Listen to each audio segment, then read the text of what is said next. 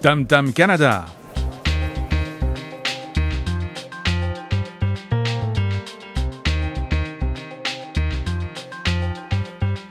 Bonjour, ici Raymond Desmarteau. Bienvenue à Tam Tam, édition du mardi 2 novembre. À l'émission aujourd'hui, plus de 70% des nouveaux arrivants au Canada s'établissent à Toronto. Et selon une étude récente, les enfants de ces familles nouvellement arrivées auraient plus de problèmes de santé mentale que ceux vivant dans une autre ville au Canada. Une étude sur laquelle s'est penchée Line-Françoise Pelletier. Adrien Lachance, de son côté, nous propose de faire connaissance avec un immigrant d'origine libanaise qui s'est particulièrement bien intégré dans son milieu de travail. Nous recevrons aussi la chorégraphe indépendante Lina Cruz. On parlera de sa nouvelle création qui est présentée à l'Agora de la danse à Montréal jusqu'au 6 novembre. J'adore le titre. Soupe du jour, et le nom de la création. En deuxième heure, direction Sherbrooke, section de l'Université de Sherbrooke d'Ingénieurs sans frontières. On met sur pied la nuit sans frontières jusqu'à 4 heures du matin. Évidemment, on est des jeunes, des étudiants universitaires. Je suis capable. Nous recevrons Bianca Douillon. Elle est vice-présidente d'Ingénieurs sans frontières, section Université de Sherbrooke. Une attaque récente dans une église de Bagdad pourrait accélérer l'exode de chrétiens d'Irak. C'est la crainte exprimée par le patriarche de l'église catholique syriaque, Ignace Joseph III Younan, de passage cette semaine à Montréal. Diane Santerre l'a rencontré. Rester ou partir, tout un dilemme pour les étudiants et les stagiaires africains qui vivent au Canada, qui séjournent au Canada. Un dossier de Didier Outi. Puis à l'instant, un brûlot, mais ô combien essentiel d'en parler. Médecins étrangers, faut-il fermer les vannes de cette immigration?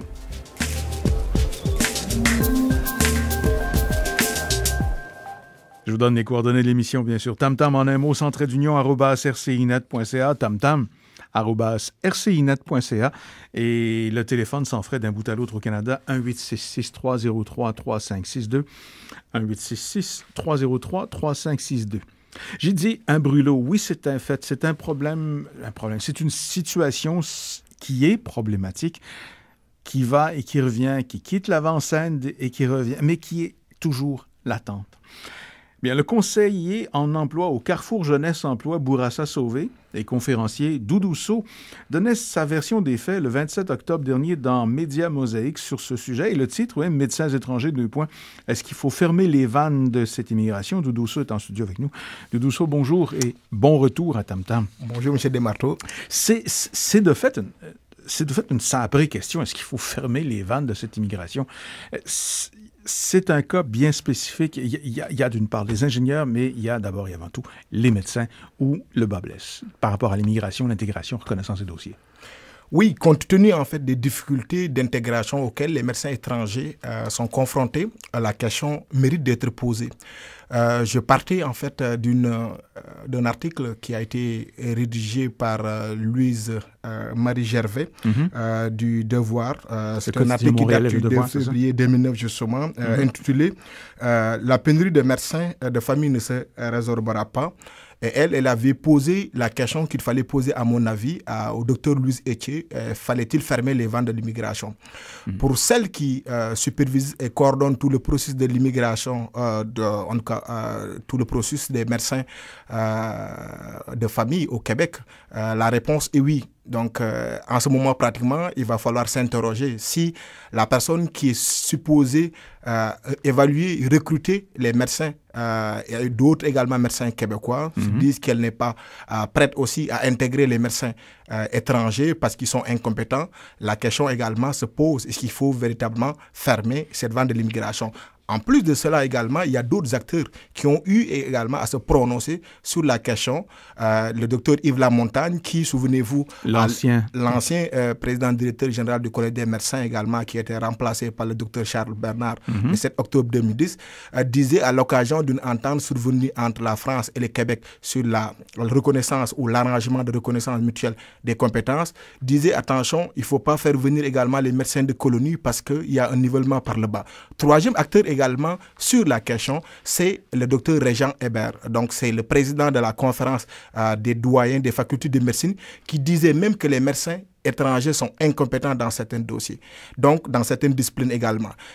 compte tenu de toutes ces situations, compte tenu aussi de la situation dans laquelle également ces médecins étrangers sont confrontés sur le terrain, oui, véritablement, la question se pose et le gouvernement devrait ralentir également le processus, puisque s'il n'a pas développé un leadership pour permettre également à ces instances qui sont également chargées de pouvoir évaluer les compétences des médecins, qui entretiennent des préjugés sur ces médecins, ben, véritablement, il y a un problème.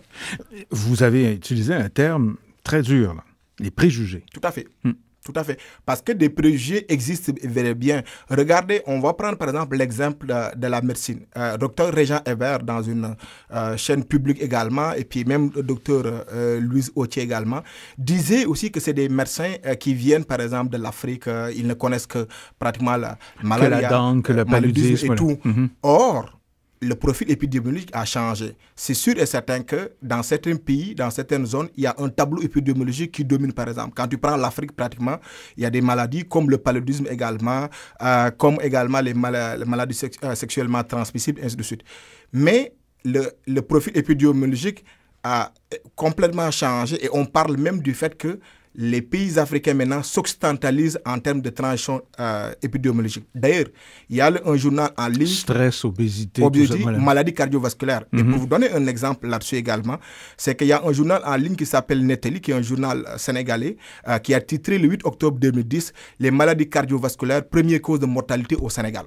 Et ça, dans cet article-là, il y a un docteur qui s'appelle Serigne Abdouba, qui est le président de la cardiologie de médecine également du Sénégal, qui disait que le paludisme, les maladies cardiovasculaires tuent plus que le paludisme et le cancer réunis. Donc, ces maladies-là existent aussi et les médecins, si sont formés de façon compétente par les facultés de médecine qui au Sénégal, qui au Mali, qui en Tunisie, qui en France, sont au parfum de ces maladies-là. Ensuite, il y a des spécialisations qui en font. Mais revenons-en donc à l'immigration, à ce médecin formé à l'étranger qui a un message. Donc, si je comprends bien le sens de cette dure réalité-là, c'est qu'il y a un message qui est donné au moment du départ, qui par la délégation du Québec, qui par l'ambassade du Canada, qui est faussé ou qui est différent de quand on arrive ici. Il y a une sabrée différence dans le tourisme et l'immigration, c'est un fait, mais quand on arrive au niveau du boulot, là l'information qui est donnée est faussée, là. Très bien, M. Desmarteaux. Vous savez, le gouvernement est très malin dans la façon aussi de recruter également, aussi bien les médecins que, par exemple, la population immigrante et tout. En général. En général. Et là, je peux faire un petit historique parce qu'il y a ce qu'on appelle un document qu'on fait signer aux médecins diplômés à l'étranger.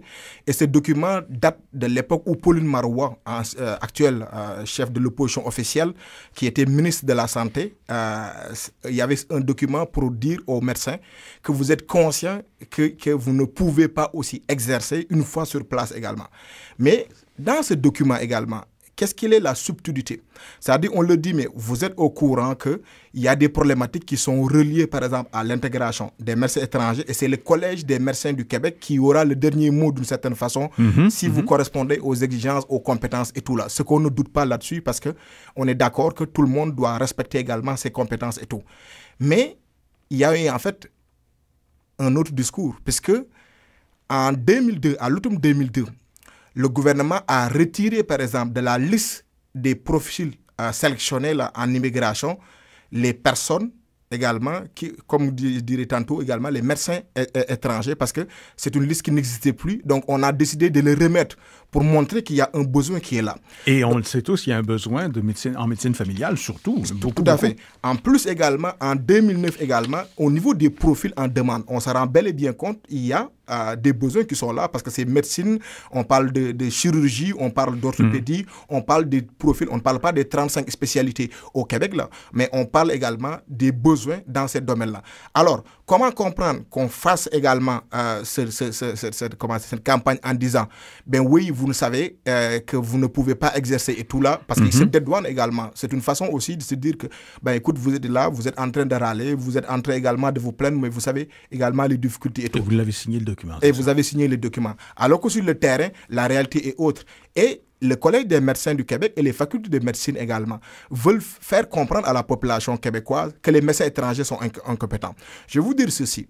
Les médecins, la majorité des médecins étrangers qui viennent au Québec sont déjà inscrits au répertoire mondial dans une des facultés reconnues par l'OMS, l'Organisation mondiale de santé. En plus, ces médecins étrangers font pratiquement les mêmes évaluations, les mêmes examens que leurs collègues québécois. Et quand ils réussissent également, quand ils réussissent à ces étapes et tout, justement, le Collège des médecins du Québec file la patate chaude aux facultés de médecine. Vous vous souvenez, en 2007, le nombre de places disponibles justement. Et là, maintenant, Dr Louise Autier disait, écoutez, ça ne sert à rien de faire des examens, des entrevues, parce que c'est une perte de temps et d'argent également.